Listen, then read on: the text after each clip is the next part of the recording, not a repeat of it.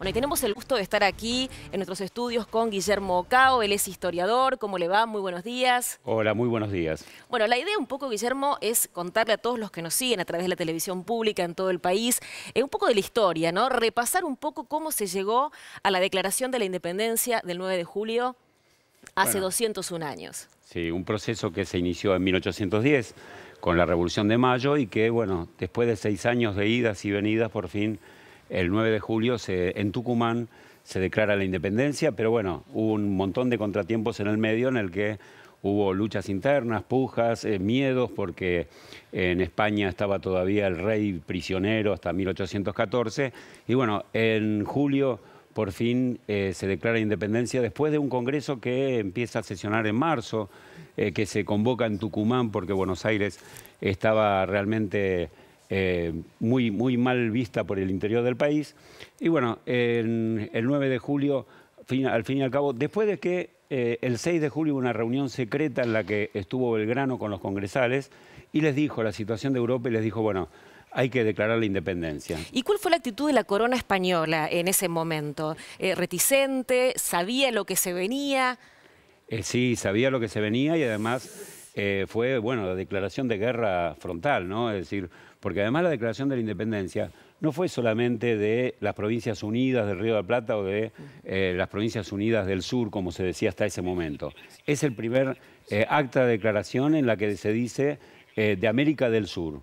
Y esto era una declaración de guerra constante. En ese momento estaba San Martín en Mendoza preparando su ejército para invadir Chile, para liberarlo y seguir después a Perú. Es decir, estamos en plena guerra. Vamos a seguir ya repasando la historia, que tenemos imágenes en vivo. Miren lo que es esto, la casa histórica. La casa, Cao, la casa histórica fue en algún momento, la original se tiró abajo y luego fue reconstruida, ¿verdad? Fue reconstruida, fue usada en su momento como una dependencia. Realmente pasó por momentos muy feos hasta que al final se reconstruyó. Queda la parte nada más original y no tanto de la parte donde se hizo la declaración de la independencia, ¿no? Del salón de reuniones.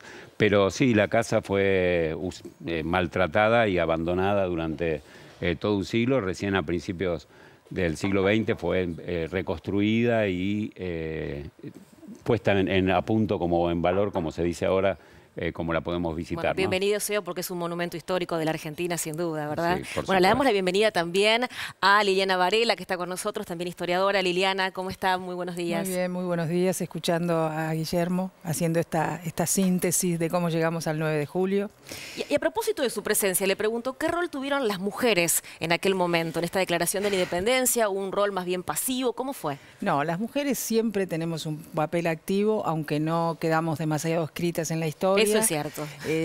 Siempre se habla de la mitad invisible y bueno, muy visible, porque en realidad lo que dijo el historiador y coincidimos es que estábamos en guerra. Estábamos en guerra y Fernando, que había vuelto al trono, estaba muy enojado y amenazando con mandar invasiones porque por más que habíamos usado la máscara de Fernando VII, ya nadie se la creía. La revolución había sido revolución, estábamos en una situación americana muy difícil porque toda la revolución había retrocedido en todos los territorios. Hay estrategias y hay tácticas, hay concesiones. Yo recuerdo una carta de San Martín en 1816 desde Cuyo, celebrando un pacto entre Rondó y Güemes que selló una de las posibilidades de reunir ese congreso y dijo que para él era más importante que una victoria en una batalla. Es decir, la posibilidad de unirnos a pesar de todas las diferencias y de todos los conflictos que existían en este territorio, que después siguió con conflictos, ¿no? Esto es una avanzada, la declaración de la independencia que le permite a San Martín, por supuesto, actuar. E internamente, ¿cuál era el panorama? ¿Qué pasaba con las provincias? Porque no todas enviaron sus diputados. Sí, justamente está dividido el litoral, que es el que no envía a los diputados, que respondían a los pueblos libres, a Artigas, que estaba muy enfrentado con Buenos Aires. Estamos hablando no solamente de la banda oriental, que es el actual Uruguay, sino de Entre Ríos, Corrientes, Misiones, que dependía de Corrientes, y la provincia de Santa Fe. Inclusive la provincia de Córdoba estaba muy influenciada por el artiguismo, pero envía a sus diputados. Pero bueno, las otras provincias se niegan porque cuando se hace la convocatoria en 1815, Artigas envía diputados a Buenos Aires y casi son secuestrados, es decir, tuvieron un muy maltrato. Buenos Aires está muy enemistado por la competencia que le significa el litoral. El resto de las provincias, bueno, estaba en peligro, como bien decía la profesora, estábamos en guerra, y el Alto Perú, que es la actual Bolivia, que finalmente se declaró independiente posteriormente, envía a sus diputados también, pero con bastante reticencia y con bastante dificultad porque estaba bajo dominio español. Chile también estaba bajo dominio español, es decir, Perú, toda América salvo el territorio argentino, y parte del territorio argentino era el único que estaba liberado en ese momento, y además el conflicto interno. Buenos Aires se había apropiado en cierta forma el proceso revolucionario. En Buenos Aires también había enfrentamientos y bueno, se decide convocar en Tucumán para alejar un poco, además rendirle homenaje a la gloriosa batalla de Tucumán, y porque era el centro geográfico prácticamente del país. Y bueno, y además el pueblo tucumano había tenido una gesta extraordinaria con la batalla de Tucumán, justamente con Belgrano. Y lo que decías antes, ¿no? La mujer respondiendo porque estaba todo el pueblo tucumano y las mujeres apoyando constantemente. Además, en ese momento había luchadoras como Juana Zurduy, ¿no? Claro, ese es el punto. A ver, ¿cómo llegamos a Tucumán? ¿Por qué en Tucumán se celebró este congreso? Bueno, es un lugar estratégico, ¿no? Hay que pensar, uno habla siempre de las batallas ganadas, Tucumán y Salta, y poco hace referencia a las perdidas. Nosotros, la avanzada de Belgrano fue sobre el Alto Perú y fue la derrota de Vilcapugio y Ayohuma. También está la heroicidad del pueblo jujeño cuando realiza el éxodo y deja campo arrasado y es convencido, porque el tema hoy se debate mucho, el tema del pueblo, si qué era el pueblo, dónde estaba el pueblo, si el pueblo estaba en el ejército, y no todos serán compulsivamente llevados al ejército, lo prueba muchas de las decisiones, de las situaciones posteriores. Algunos, hoy se trabajan otros documentos, no es que no estaban esos documentos, se trabajan porque se mira de otra manera lo que significaba ser soldado en esta época, cómo había gente que sentía que ser soldado era un escalón superior y no querían dejar de serlo. Incluso hay una historia que cuenta Rabinovich en Ser soldado, un libro muy interesante, que dice,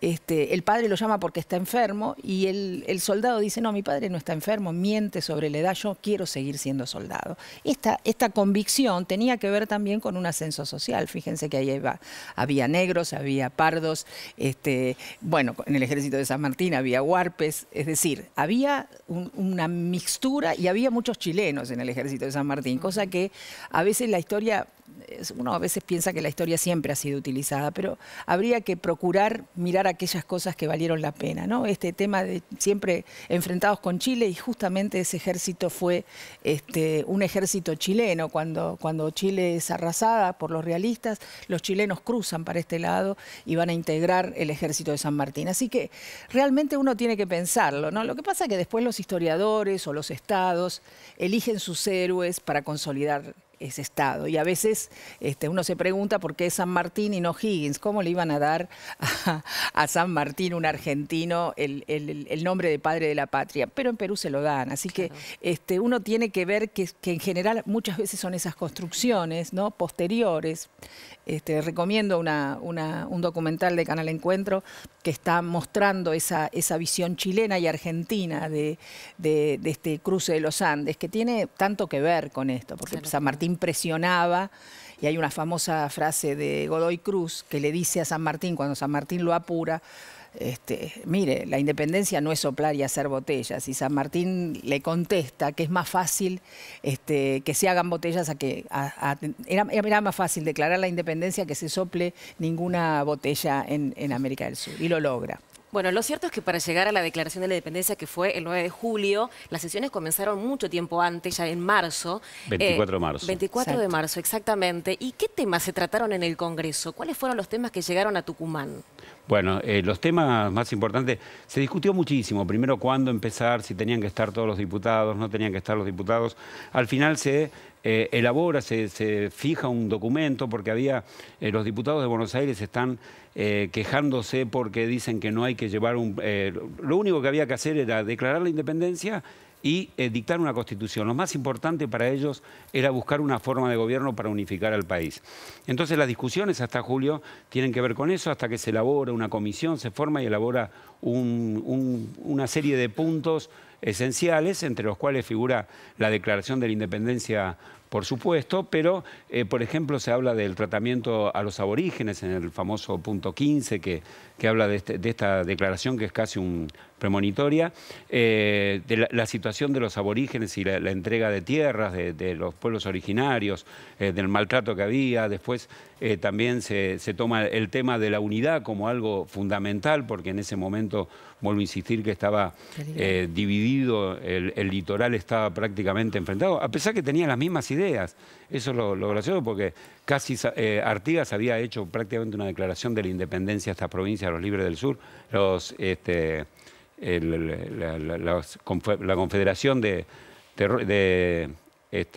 Artigas había hecho la declaración de independencia prácticamente el año anterior.